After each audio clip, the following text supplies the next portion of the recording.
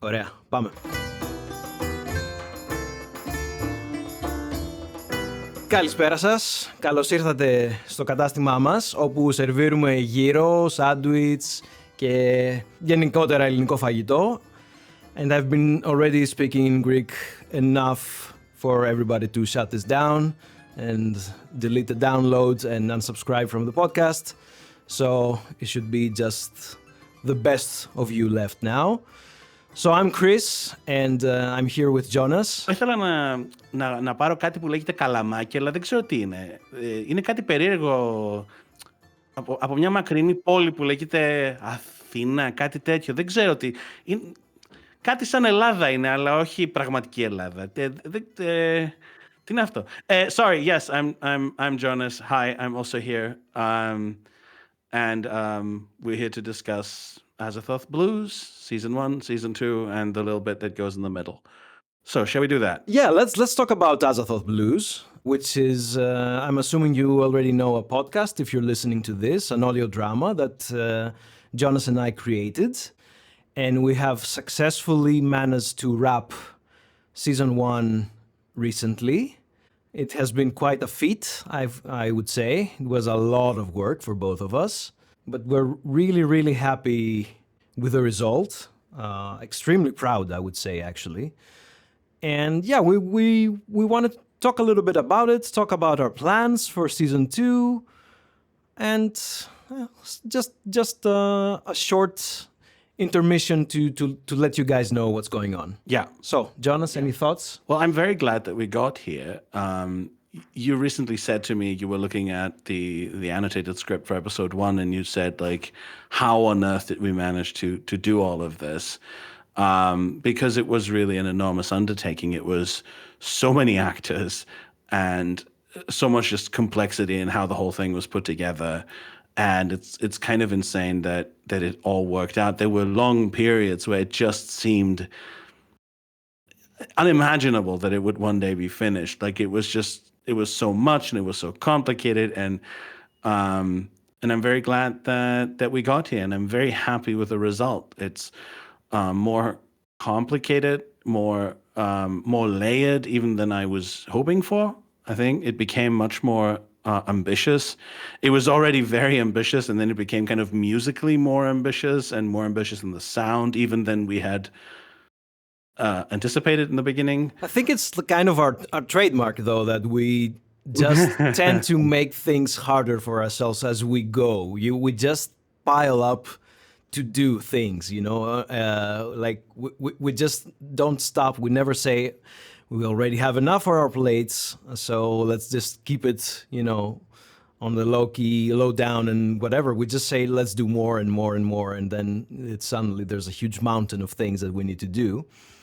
And yeah, as you said, I was looking at the annotated script, and it was just from one episode. And I was reading through it and I was like, how on earth did we get here? It really felt like, I don't even remember at this point, like, how this started and at which point everything started coming together, and like all this huge journey. It really does seem like we carried a boat on top of a mountain. Yeah, it does. And funny thing is, I can't even exactly remember how it started. Like, it's just kind of this vague thing, and I was thinking of doing it, and I talked to you about it, but I don't really remember when it starts becoming, and I don't even remember where, like, some of the ideas came from. I don't, like, with Gospels of the Flood, I remember the moment where the title, and with the title, pretty much the entire story kind of popped into my head. But with this one, it kind of came together over a longer period. So it's all slightly mysterious to me as well. But it was at times a really amazing journey. It was really, going to LA, working with those guys, and then just all these various moments with the various actors. It was quite the journey for me, and then the stuff that we did together, many hours of sitting together in the editing, and you coming up with like very surprising ideas sometimes that were very exciting. And how, yeah, as you said, it just kind of getting more ambitious, like, where we're like, yeah, but if we do it like this, that's a lot of work, and then we have to keep topping that, but it's really fun. And then you, of course, had your own ambitions, like the live instruments, like having these bits recorded with actual musicians playing instruments, which we did a bit of as well for Gospels, and that was also transformative for Gospels. But here you had an entire ensemble that you wrote music for. Yeah, with Gospels it was much more improvised. There was like one piece, and I think we had two pieces that were actually scored, and it was just for two instruments.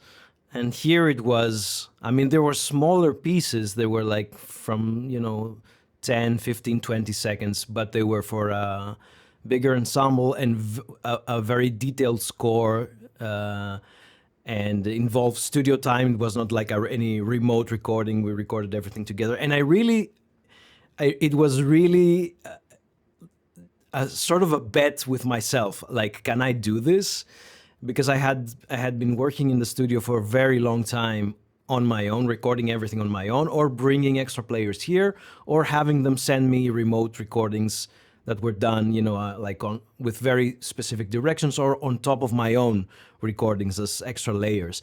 And with this one, I was not even playing. I was just, the composer and the conductor, and I had to, rehearse with the guys and go to the studio, figure out like recording settings, like how we're gonna sit, how are we going to adjust things to be more playable in real time. Because when you're writing for like a string ensemble, I mean, you're not 100% sure that everything is going to be completely comfortable for the players. You need to adjust. Anyways, it's a lot of stuff.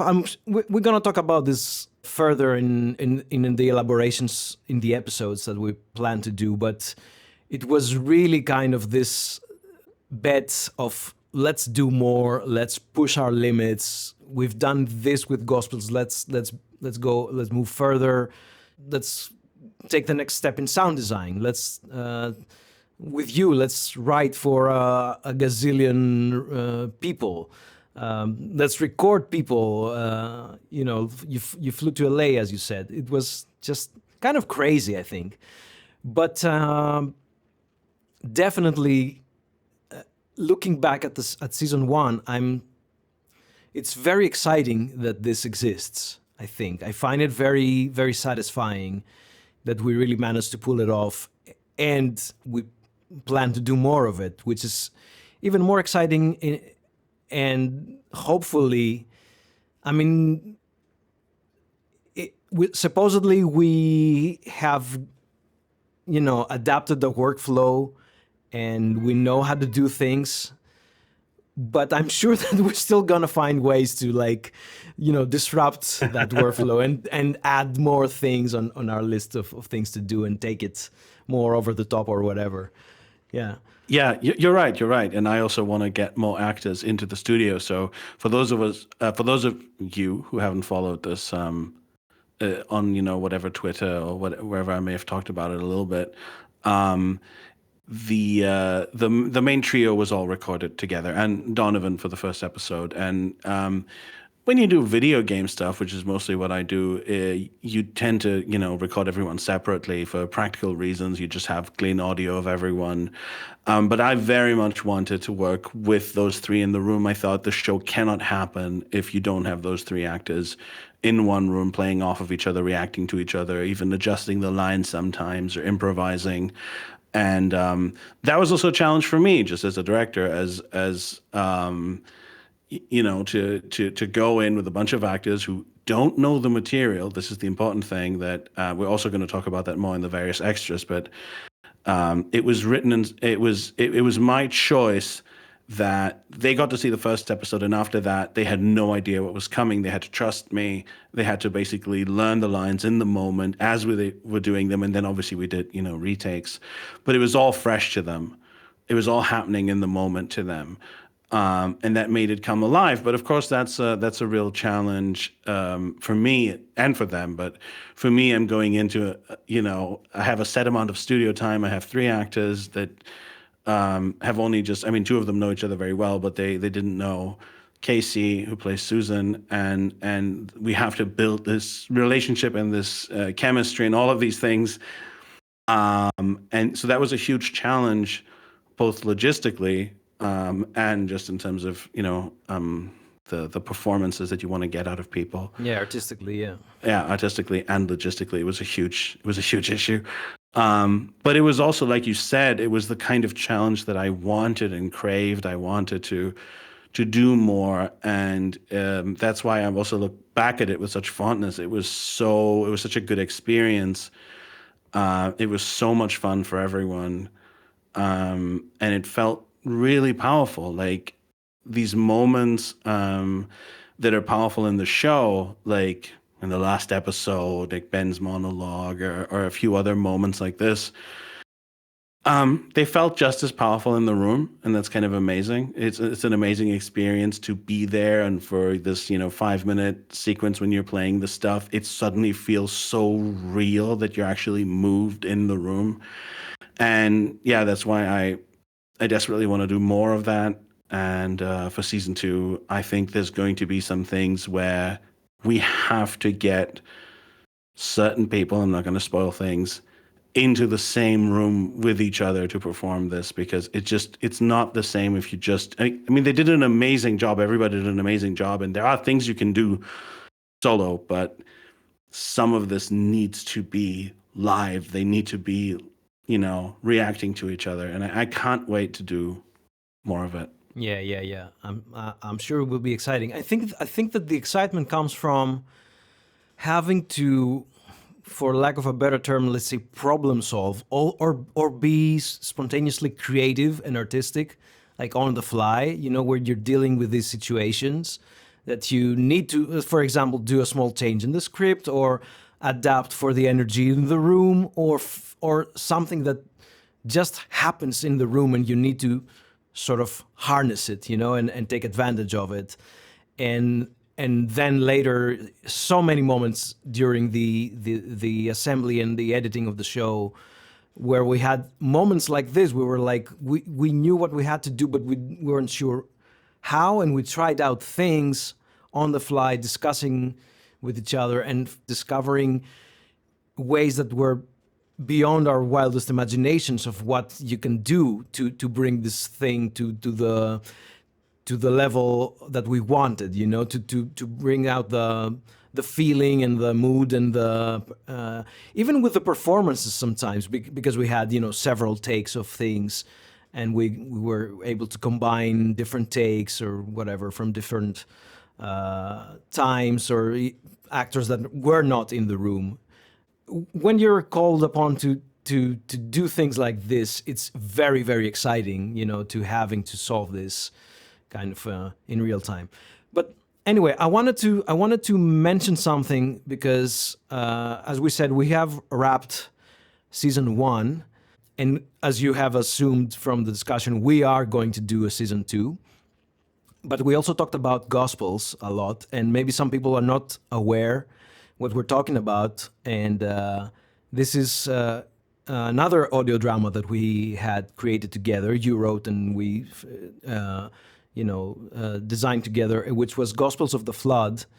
And this is something that you can go listen to right now. It's a standalone 1 season, 7 episodes. I don't know if you want to share just a couple of thoughts about it, and then we can move on with things about season 2. Yeah, Gospels is a very different show. It's also kind of an apocalypse story. As a John Carpenter fan, I've been wondering for some time whether I don't have a sort of apocalypse trilogy in me, but that's another thing to think about in the future. But so it's a much more interior kind of show that deals with faith, and faith in God, faith in humanity, and kind of struggling with all that in the face of death as the world sinks. and the main actor in it is Peter Wingfield, who's also Daniel in Azathoth Blues. I think it's an incredible performance by him.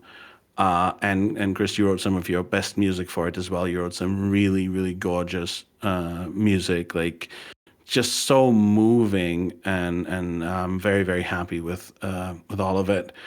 And yeah, it's a very short thing. It's a limited series. You can listen to it in an afternoon, but it's still one of the best things I think we've ever done. Yeah, for sure. So check that out on Spotify or anywhere where you listen to podcasts. All right. Yeah. So let's talk about season 2 a little bit.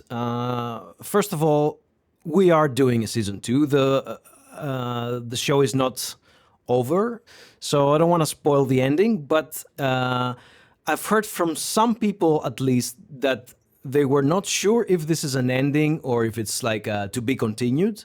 And it's definitely a to be continued for us. We had plans to do this all along. So we are sort of, would you say, in a pre-production phase, or where are things regarding season 2? Yeah, I should mention that before season 2, there's also a feature-length episode. So the feature-length episode, all the main stuff for it is already recorded. We recorded that last year.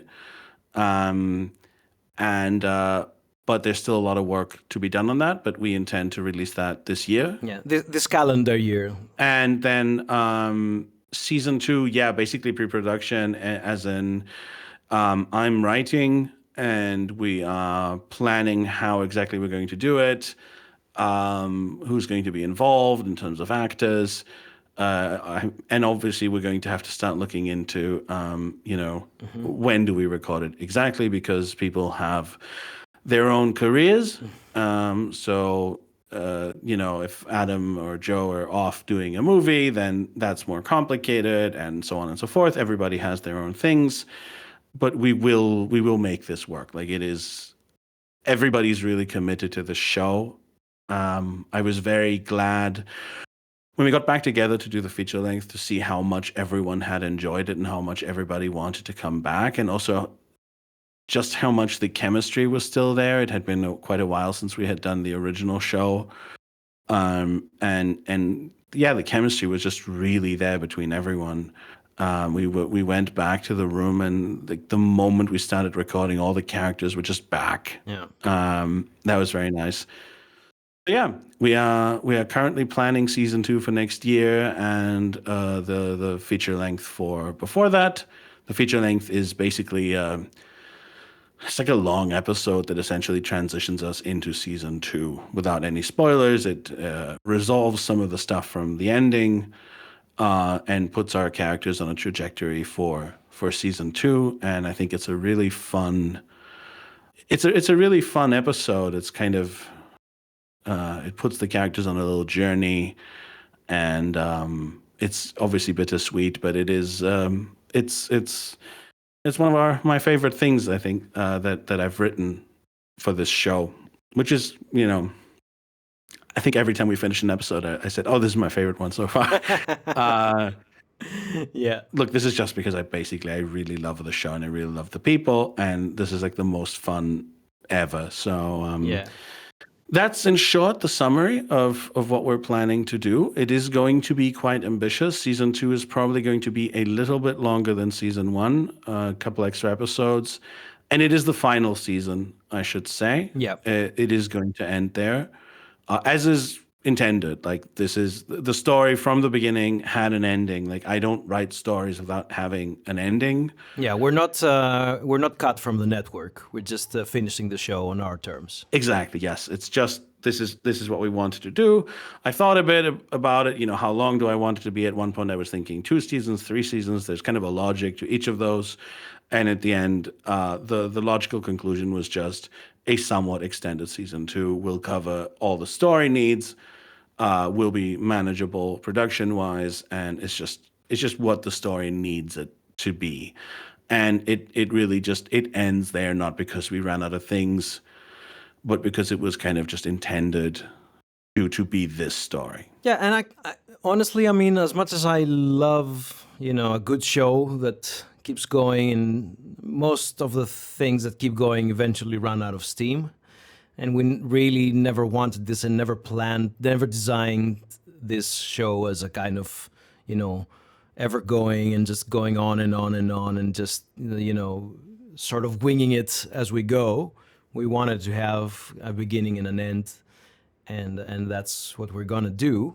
And of course, we have our trusty producers paying for all this, right? We have a lot of money on the back end that they're just giving us like a blank check to do whatever we want. Is that the case? Yes, exactly. That's exactly what it is. We have some very rich people who are funding all of this secretly. The fact is we are self-funding all of this. And you can help us make this more affordable and more doable for us by supporting the show, which would be very nice because, as you can imagine, it's quite expensive. And I'm not even talking about stuff like flying to LA because that's never even been counted. Yeah. We've also never counted our work hours. Oh, no. The labor that we put in is not measured. Yes. Everybody, just to be clear, we pay everybody who wants to get paid. There's been like one or two people who were like, no, I'm doing this for free because I just want to. But we have paid people, and we always make sure that everybody gets paid and gets taken care of properly, except us. Yes. So we've never taken a cent, and we will not take a cent from this. But we will take money from our sponsors, right? We're going to run ads on season 2. It's going to be ads through and through. Yes, we have also not put any ads on the show. Isn't Jerry reading ads this season? I think Jerry. Yes, finally has to step in because Jerry's not there anymore. Yeah. No, the fact is we have not put any ads on the show because we hate them. Yeah. We hate them so much. We hate what they do to shows, and how disruptive they feel. And how creepy they feel when you have the host or one of the characters or something reading them. We really despise what that does to the material, and we don't want to do that. Are you saying that the people who read the ads, they don't use the products? Because they always say they use the products. Yes, of course, yes, they use them, and then suddenly they stop using them and use different products. Okay. But if you need those special socks or things delivered to your home fresh or whatever I don't know what they're advertising by now because I just try to skip it as much as I can. But it just feels very insincere and awful, and we really don't want that. I mean, I get it because shows need to be funded, but we want to avoid it. Yes, look, I'm not judging anyone who does that. It's the only way to survive nowadays. I fully get that. It's just that especially when it's a work of fiction, it's so disruptive to me. I just really don't like it. So if we have the choice not to do it, if there was no other way to do the show, fine. But we really wanted to be this way. I mean, imagine listening to Gospels and it just stops and and Peter just sells you some socks and then he keeps talking about, God. I mean, what the hell? So there are ways for you to support the show, and that's, that would be very, very helpful. There is now a Patreon, which is my Patreon, which is just my last name, patreon.com/Kyratzes, KYRATZES. If you can spell it, you can have it. We'll put a link in the description. Yes, we'll put a link in there. I know it's difficult. Even to Greek people, they're confused by it. What, you're not called Kyriazis? So we will have a lot of specials on that Patreon. We already have started putting some up, including annotated scripts, which have an introduction to the episode, to how it was written, some of its themes, some of the ideas that went into it, and then annotations on the actual script with details on the individual lines, and this comes from here, and so on and so forth. I think especially for anyone interested in writing or the writing process, it should be quite interesting. I should say that it's not just the annotations, which are extremely interesting. I mean, I was reading the first script that you have already put up on your Patreon, and it's super interesting to read through. Both as a fan of the creative process and as a fan of Lovecraft, and seeing where a lot of the influences come from and all that stuff. And just as a geek who wants to know, the inside baseball stuff, all the references and all that stuff, but also just being able to see how a script is laid out, even without the annotations and stuff. That's also, I think, a very helpful lesson to see how you have laid out everything so that we can then it has a proper script form, and then we can take this and do the recordings, follow it when we're doing the editing or with the sound and everything like that. So I think it's an invaluable resource that you can get through Jonas's Patreon. Thank you. And we're going to do more of that sort of thing. We're going to do commentaries and kind of in-depth analysis of the episodes and how they're structured. We have a lot of, I think, plans for interesting material that will give you a real kind of idea of how we made the show, why we made the show, like in a real, in-depth sort of way, where it's not just here's basically a bunch of advertising for the show, but here's actually a look at process that might be quite valuable to someone who either wants to learn just how this is done, or just wants a deeper insight into kind of where the show came from. Yeah. We plan to literally open the episode sessions and go through them one by one, and have long video content of how everything is made. Literally doesn't get any more granular than this. We're going to break down everything. And not only on a technical level. I mean, we have the session in front of us, but we're going to discuss, ideas and what's going on, the plots, the themes, whatever, but also take a look at literally how it's done, like how the session is set up, how the voices are organized, the sound effects, how it's laid out, the music, everything is in there. So we're going to get really, really into the nitty-gritty of all of it. Yeah, whenever I got special features on a DVD back in the day or something like that, that's the stuff that I was interested in. Obviously that, and just funny stories or bloopers, but which we'll also have. But something that really gives you a more detailed understanding of what went on there, rather than some sort of promotional thing, is what I always found deeply fascinating. And I hope it'll be fascinating to other people. It would be to me. That's all I can kind of use as a guideline, is what would I be interested in if there was a show that I really liked, or a video game or something. People seem to enjoy the commentaries that we did for Talos Principle, for Talos Reawakened. So I'm hoping that, and those are not nearly as in depth as what I'm gonna do here, and what Chris and I are gonna do together. Yeah. But I hope there's some interest in where the story comes from and how it works. I'm usually a bit cautious about that kind of thing, because it can be reductive. But I think if you do it in an actual detailed way, then it can really, really be meaningful to people. I hope so anyway. Yeah, I'm sure. And we're gonna be releasing these, regularly, let's say, through your Patreon, and I don't know, maybe at some point they might be purchasable on their own somewhere else. But for the time being, it's going to be on the Patreon, I think, right? Yes, exactly. And that we can then put them into some sort of collection at the end, maybe, or something. But we'll see about that. But so by backing that, it's very cheap. It's just $5. But you can really make a difference if we can get some people together there. This money's gonna make all of this a lot easier. There'll also be content related to other stuff that I've worked on that might be interesting to you.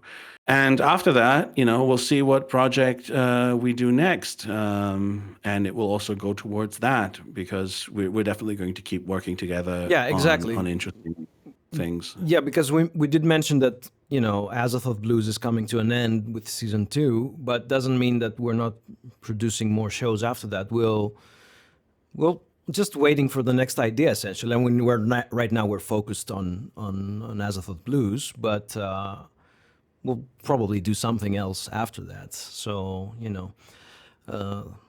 it's very helpful to get a little bit of support from people who can afford it.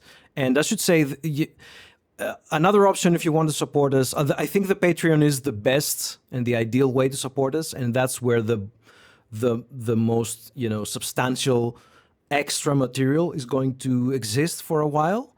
If you just want to do a one-off support of the show, you can purchase it on my Bandcamp.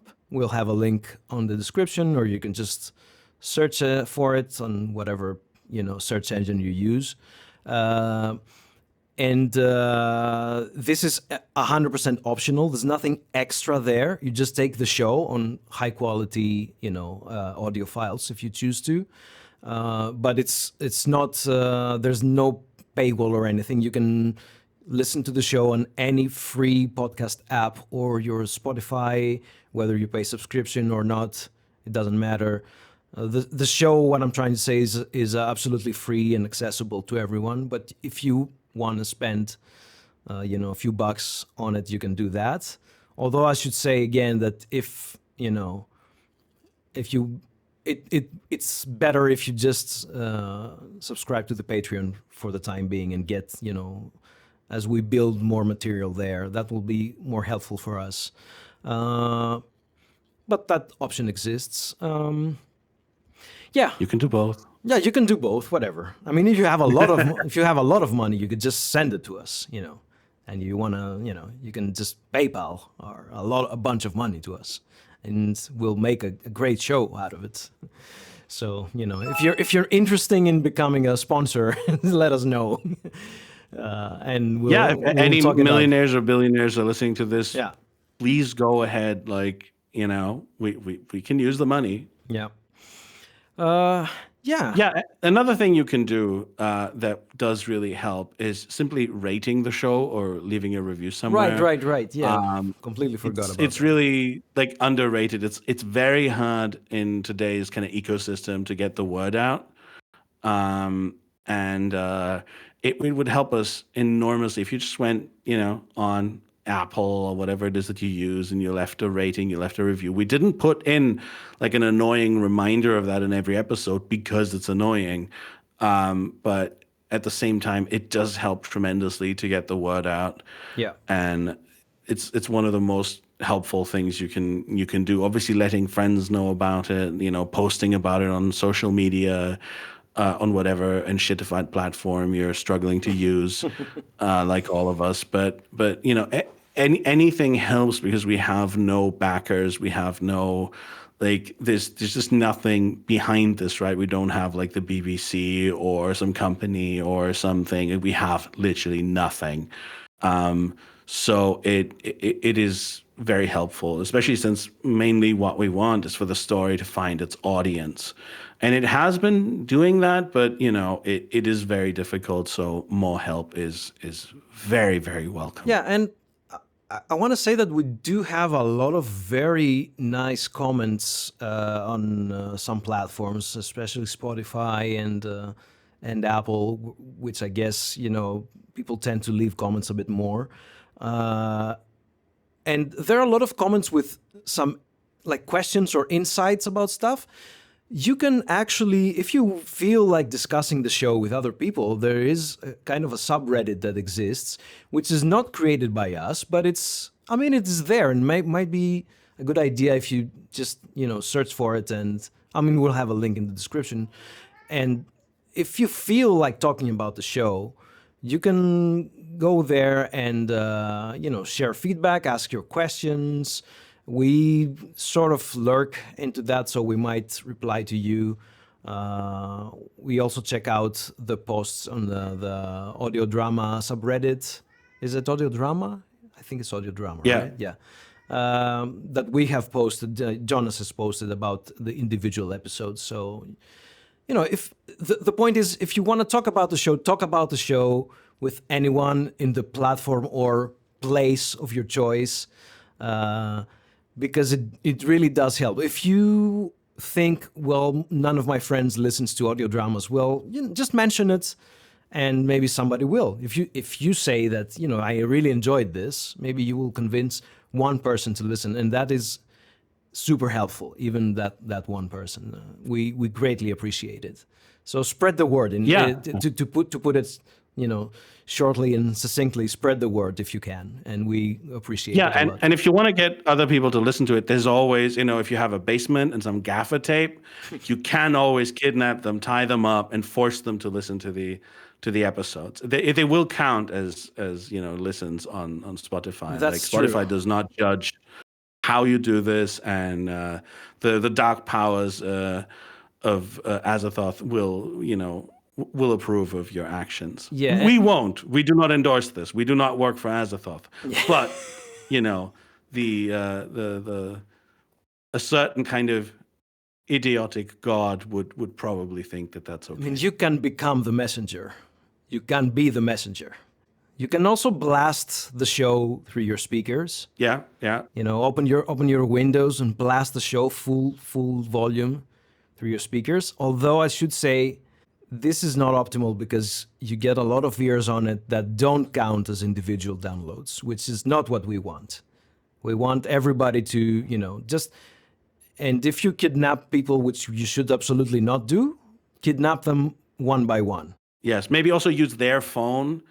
Yeah, that's a good idea. Yeah. So it goes from their account, and then when the police find you, also ensure that they listen to it and be like, "This is evidence. This is look, officer. This is what happened. Pay attention."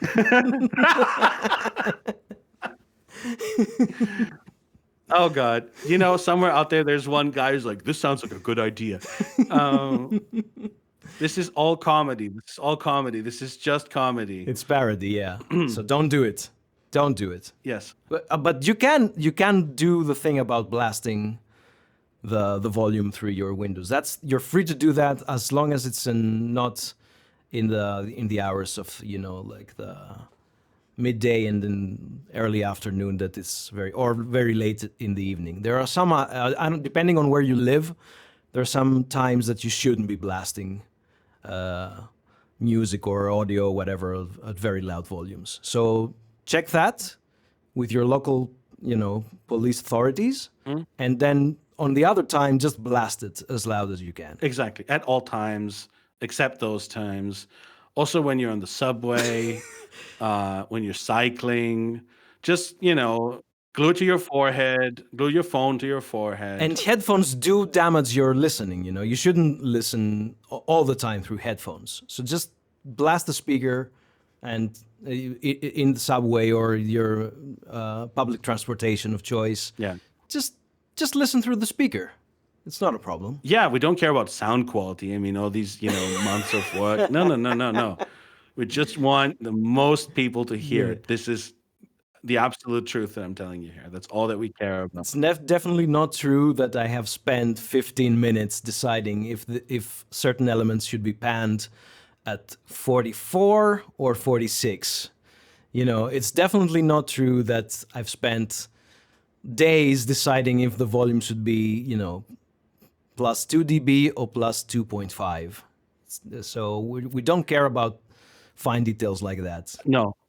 I have not watched him in editing go like 1 up, 1 down, 1 up, 1 down, 2 down, 2 up, 2 1, for like an hour. And it's definitely not true that we have uploaded episodes and re-uploaded them a couple of hours later because I was, listening through them and I was like, yeah, I need to change a couple of things. Yeah, things that, by the way, no human being can perceive except him. But that's pretty typical. Okay, but all kidding aside, you can do some things to help promote the show and help fund the show, and that is really helpful. So, and by the way, when you say all kidding aside, you mean I should delete the last 20 minutes of the episode because No. This is canonical. Yeah, it has to stay in. It's important. That's. I think that's it. Like, I think we've covered everything that we wanted to say, except, well, thank you for listening to the show and for, writing us all those wonderful emails and comments and taking the show seriously, because it is a serious work. Like, not to be pretentious, but it was really important to us to take Lovecraft's writing and ideas seriously, and to create something that was a serious engagement with his writing, a serious response to his writing, and that wasn't just a pastiche. Yeah. Not that there's anything wrong with the occasional pastiche. I don't mind that, but yeah, nowadays Lovecraftian gets slapped on everything, and that's kind of sad sometimes and frustrating when you see certain so-called adaptations or certain so-called Lovecraftian games or movies or whatever. And we just wanted to make something that was its own thing, but was very recognizably rooted in Lovecraft. Yeah. And I think that, if anything, from how this discussion went on, you can get a pretty good idea of how lengthy and how unruly the breakdowns of the episodes are going to be. It's going to be completely out of any control or whatsoever. It's just going to be all random stuff. But I think it's going to be very, very fun, and I'm very much looking forward for us to start recording those. Yeah, I think that we're pretty much done with this one. I mean, it's already, I'm looking at the thing, it's like 45 minutes almost. So it's like a full episode of the show. Or 4 episodes of Gospels. Yeah, exactly. All right. Well, again, thank you for your support. The Patreon is patreon.com/Kiradzis. And yeah, I hope to see some of you there. Maybe we can discuss some stuff there as well. And yeah, the show will go on. Exactly. All right, everybody. See you soon.